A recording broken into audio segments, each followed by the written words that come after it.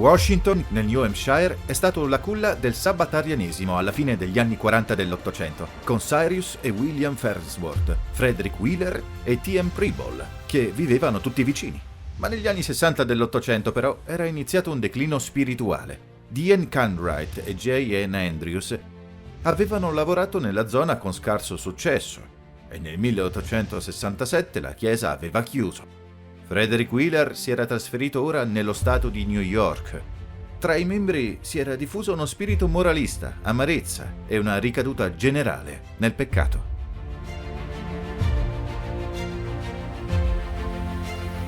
Nel 1867 Ellen e James White arrivarono nella zona per condurre una serie sul risveglio e rimasero nella casa di Cyrus Farnsworth.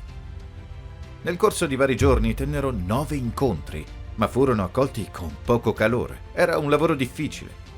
Tra le storie di successo però ci fu la riconversione di Walter Ball. Egli era diventato un duro antagonista di Ellen White e aveva un carattere spinoso, incline a commenti critici. Ma Ellen si appellò a lui con tenerezza e fedeltà ed egli tornò nel gregge.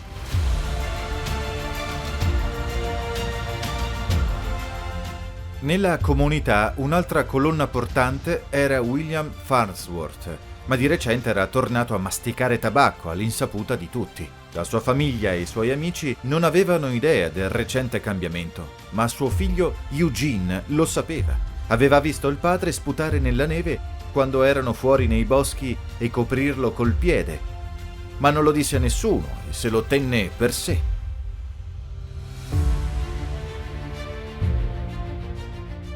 Eugene era adolescente e una visita circa un anno prima da parte di J.N. Andrews lo aveva incoraggiato a domandarsi che scopo avesse nella vita. Tuttavia non era convinto dei doni profetici di Ellen White, ma ora che era in città aveva l'opportunità perfetta per metterla alla prova. Se Ellen White era davvero una profetessa, allora avrebbe saputo dell'abitudine del tabacco del padre, di cui nessuno, tranne lui, sapeva.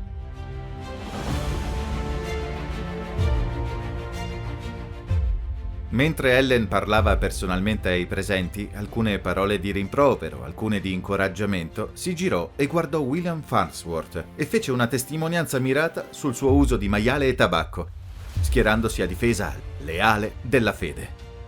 Disse che era un grosso ostacolo al lavoro nel New Hampshire ed egli si pentì pubblicamente del suo peccato e cambiò vita.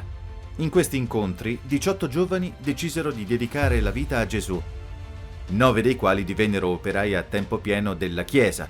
Uno di questi fu Eugene Farnsworth e fece sì che quegli incontri a Natale del 1867 diventassero un punto di svolta importante in quella zona e nelle vite dei presenti.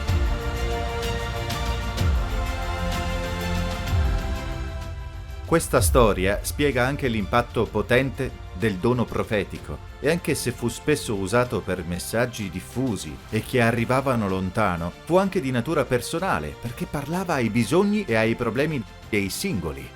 William Farnsworth, col suo peccato segreto e privato, fu un intoppo al lavoro nella città e un ostacolo per almeno uno dei giovani che volevano dedicare la loro vita pienamente a Dio. Forse stai lottando con un segreto o un peccato privato di cui nessuno sa. Affidalo a Dio, dedica la tua vita a Lui e permetti al suo potere di dominare nella tua vita.